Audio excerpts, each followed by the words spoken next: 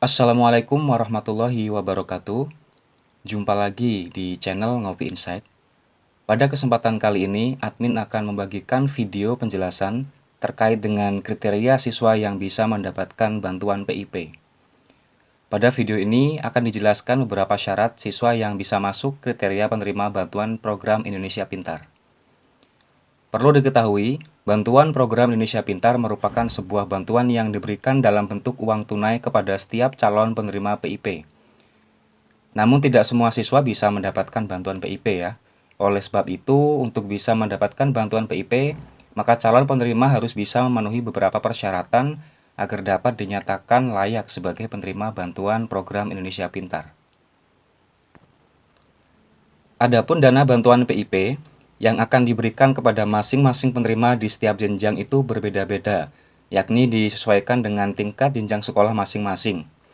Kemudian bahwa program Indonesia Pintar atau PIP dirancang untuk membantu anak-anak usia sekolah dari keluarga miskin atau rentan miskin atau prioritas itu tetap mendapatkan layanan pendidikan sampai tamat pendidikan menengah, baik melalui jalur pendidikan formal maupun melalui pendidikan non-formal.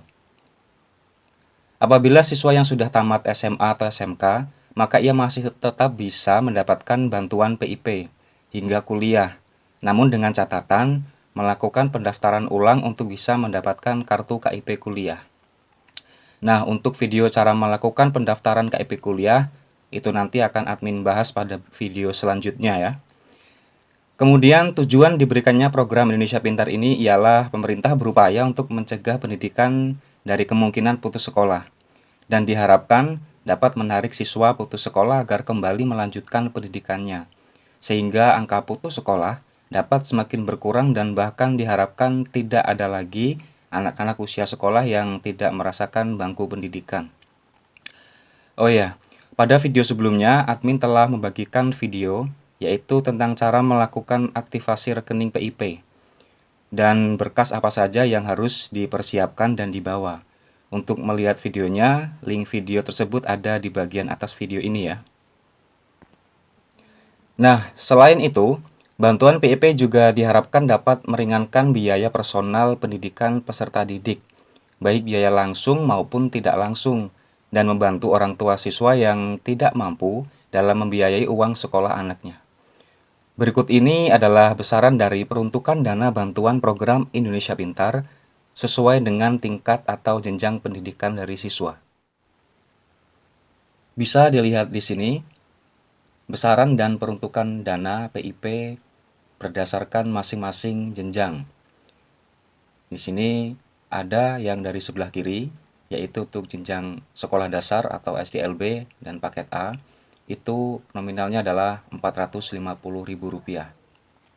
Namun, khusus untuk kelas 6 di semester genap dan kelas 1 di semester gasal itu sebesar Rp225.000. Kemudian untuk jenjang SMP, SMP LB atau paket B, itu besaran nominalnya adalah Rp750.000. Tapi khusus untuk kelas 9 di semester genap dan kelas 7 di semester ganjil itu sebesar Rp375.000. Kemudian pada jenjang SMA atau SMA LB, SMK, dan paket C, besaran dana PIP yang diterima oleh siswa adalah Rp1.000.000.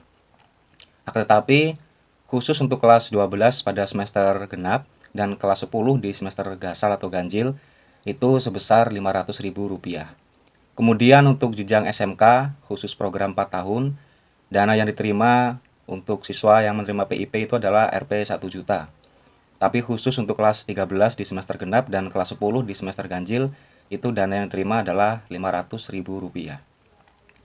Kemudian peruntukan dana PIP adalah untuk membantu memenuhi biaya personal pendidikan sesuai kebutuhan peserta didik. Di antaranya yang bisa digunakan untuk sebagai berikut ya. Yang pertama bisa untuk membeli buku dan alat tulis. Kemudian membeli seragam dan perlengkapan sekolah. Yang ketiga bisa untuk membiayai transportasi ke sekolah. Yang keempat untuk biaya kursus bagi peserta didik pendidikan formal. Kemudian bisa juga untuk biaya praktik tambahan dan biaya magang. Dan yang terakhir bisa untuk uang saku peserta didik. Selanjutnya di sini akan dibahas yaitu mengenai siapa penerima dana PIP. Nah, bisa dilihat di sini ada dua kriteria, yaitu calon siswa yang bisa menerima dana bantuan program Indonesia Pintar. Dimulai dari yang pertama, di sini adalah siswa dari keluarga miskin atau rentan miskin yang tercatat di DTKS.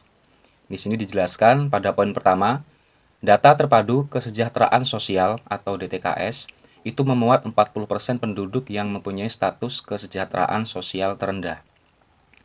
Kemudian poin kedua, pemadanan DTKS dengan Dapodik dilakukan oleh Busdatin Kemensos. Selanjutnya poin 3, ketepatan sasaran penerima PIP dipengaruhi dari keakuratan DTKS. Jadi ini adalah kriteria yang pertama. Kita lanjutkan ke kriteria yang kedua. Di sini yaitu siswa yang masuk dalam kriteria kedua adalah siswa yang keluarga miskin atau rentan miskin yang diusulkan dan diverifikasi oleh Dinas Pendidikan atau pemangku kepentingan dalam kategori non-DTKS. Di sini dijelaskan pada poin pertama, pengusulan itu dilakukan oleh Dinas Pendidikan berdasarkan data layak PIP yang diinput oleh sekolah melalui aplikasi Dapodik atau data pokok pendidikan.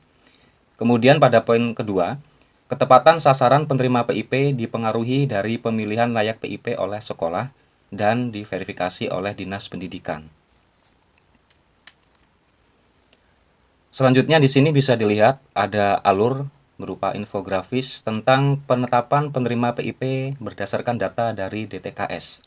Jadi dimulai dari sebelah kiri di sini ada calon penerima PIP. Sumber datanya dari Dapodik, kemudian dilakukan pemadanan dengan data dari DTKS. Nah, setelah dilakukan pemadanan, di sini akan ada dua kemungkinan. Kemungkinan pertama, jika siswa layak kemudian belum memiliki rekening yang aktif, maka siswa wajib melakukan aktivasi, yaitu dengan cara pembuatan rekening. Nah, setelah rekening aktif, dana akan disalurkan ke rekening penerima PIP. Kemudian kemungkinan yang kedua, apabila siswa layak dan sudah memiliki rekening yang sudah aktif, maka di sini dana langsung disalurkan ke rekening penerima PIP. Jadi di sini alurnya berupa yang pertama adalah tahapan nominasi PIP, yaitu berupa SK nominasi penerima PIP. Kemudian pada penerima PIP dan KIP itu ada SK pemberian PIP. Ini adalah data penetapan penerima PIP berdasarkan dari data DTKS ya. Kemudian selanjutnya ada penetapan penerima PIP dari data non-DTKS. Di sini alurnya dari sebelah kiri, yaitu Dinas Pendidikan mengusulkan data siswa yang masuk kriteria sebagai calon penerima PIP itu diinput atau diusulkan melalui aplikasi Si Pintar. Si Pintar itu adalah Sistem Informasi Program Indonesia Pintar. Kemudian ya, pemangku kepentingan di sini juga melakukan pengusulan lewat aplikasi Si Pintar. Salah satunya ketika pemangku kepentingan itu bisa, contohnya adalah satuan pendidikan atau sekolah, dan bisa mengusulkannya lewat aplikasi Dapodik dengan cara mengisi pada rincian identitas data siswa itu untuk penghasilan orang tuanya dibuat minimal di bawah 500.000, maka nanti akan masuk ke kategori layak menerima PIP karena di situ akan terdeteksi dengan penghasilan tersebut keluarganya yaitu keluarga yang rentan miskin. Kemudian setelah dilakukan verifikasi di sini berupa pemadanan, sama seperti yang bagian awal tadi, yaitu akan ditemukan atau diidentifikasi dan akan ada dua kemungkinan. Dari yang pertama yang atas, jika siswa tersebut layak PIP dan belum punya rekening, maka aktivasi dulu buat rekening. Setelah punya rekening, dana akan tersalurkan. Kemudian kemungkinan yang kedua, setelah rekeningnya aktif atau dia sudah punya rekening, nggak perlu aktivasi, maka dana langsung disalurkan ke rekening tersebut dan bisa dicairkan. Selanjutnya di sini ada kebijakan penyaluran dana PIP. Ada 5 poin yang di sini dijelaskan ya. Jadi pada poin pertama, penyaluran dana PIP hanya kepada penerima PIP yang telah memiliki rekening aktif. Penyaluran dana dilakukan hanya kepada penerima dana dengan status rekening aktif yang ditetapkan dalam SK pemberian PIP. Sedangkan penerima PIP yang belum memiliki rekening aktif ditetapkan pada SK nominasi. Dan di sini syaratnya harus melakukan aktivasi. Kemudian pada poin kedua, SK pemberian PIP.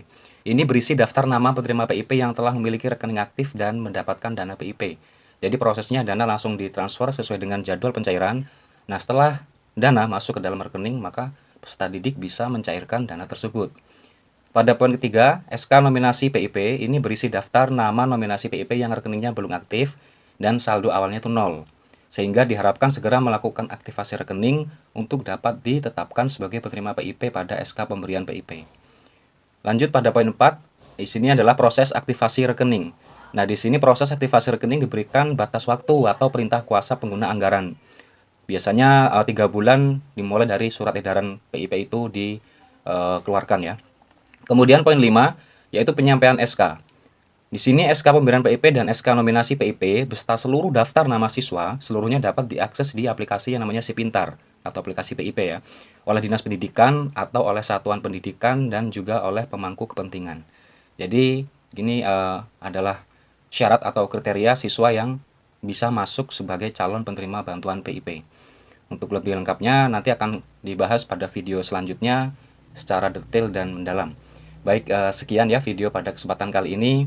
Jangan lupa di like ya apabila suka, kemudian apabila yang belum paham silakan berikan komentar, dan bagi yang baru bergabung silakan untuk di subscribe channel Ngopi Insight sebagai wujud dukungan agar senantiasa channel ini bisa setiap hari melakukan update dengan membagikan informasi terkait dengan bantuan program Indonesia Pintar. Terima kasih. Wassalamualaikum warahmatullahi wabarakatuh.